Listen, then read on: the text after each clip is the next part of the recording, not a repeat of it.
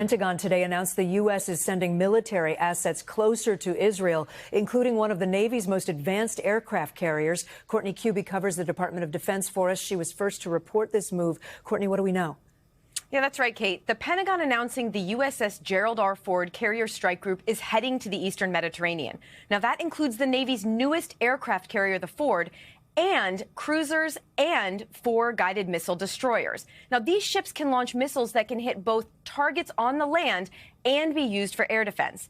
This is a show of support, but also a show of power. The U.S. goal is to deter Hamas and anyone supporting Hamas from further attacks.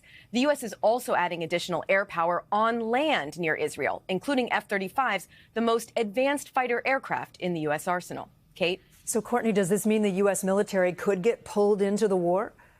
Well, the U.S. officials I'm speaking with insist that at this point there is no active consideration for sending U.S. boots on the ground. Kate? Thanks for watching. Stay updated about breaking news and top stories on the NBC News app or follow us on social media.